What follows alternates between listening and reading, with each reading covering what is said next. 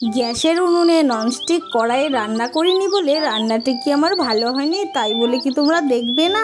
চলো আজ কিন্তু একদম দারুণ স্বাদের গ্রাম্য পদ্ধতিতে লাউ দিয়ে মাছের ঝোল তোমাদের সাথে শেয়ার করব। অবশ্যই কিন্তু স্কিপ না করে সম্পূর্ণ দেখার অনুরোধ রইল। দেখতেই পাচ্ছ লাউটা কীরকম চিকন চিকন কেটে নিয়েছি। হ্যাঁ, আমরা এভাবেই লাউয়ের তরকারিটা রান্না করি।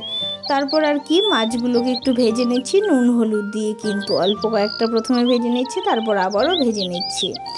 এভাবে করে মাছগুলো কিন্তু কড়া করে ভেজে নিচ্ছি। আর যারা এখনও আমার চ্যানেলটি সাবস্ক্রাইব করেননি তাদের অবশ্যই অনুরোধ করব, প্লিজ চ্যানেলটা সাবস্ক্রাইব করে বেল নোটিফিকেশানটা অল করে রাখবেন। আমি কিন্তু গ্রামাঞ্চলের ভীষণ পুরোনো দিনের রান্না খুব সহজভাবে কম তেল মশলায় আপনাদের জন্য তুলে ধরার চেষ্টা করি। আশা করছি আপনাদের অবশ্যই ভালো লাগবে।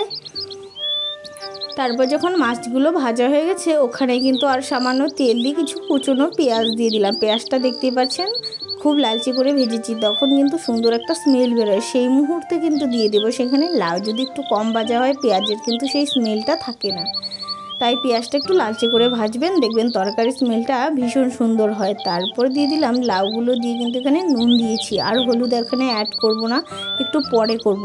মা ঠাকুমার কাছে শুনে এসেছি হলুদ নাকি লাউয়ের তরকারিতে একটু পরে দিলেই ভালো হয়, তাহলে নাকি লাউটা তাড়াতাড়ি সেদ্ধ হয়ে যায়।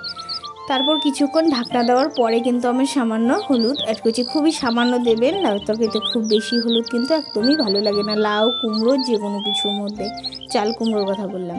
তারপর দেখতেই পাচ্ছ আর একবার ঢাকনা দিয়ে কিন্তু নাড়িয়ে চেড়িয়ে মশলা দিয়ে দেব। মশলাতে দিয়েছি আমি কিন্তু কাঁচা লঙ্কা আর ধনে, কাঁচা লঙ্কা আর ধনে আর জিরে বাটা সব কিছু দিয়ে কিছুক্ষণ সময় ধরে কষাতে থাকবো। যখন দেখবো যে মশলার কাঁচা গন্ধটা চলে গেছে সেই মুহূর্তে কিন্তু দিয়ে দেবো ওখানে সামান্য ঝোল। লাউয়ের তরকারিকে আমরা আর কি খুব কমই ঝোল দেই, একটু সামান্য দিয়েছি, নাহলে বেশি শুকনো শুকনো হয়ে যাবে তাই।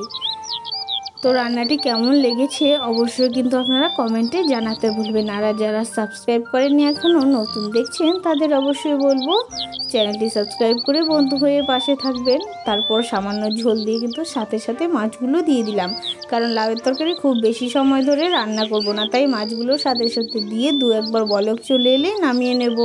কেমন হয়েছে জানাতে ভুলবেন না।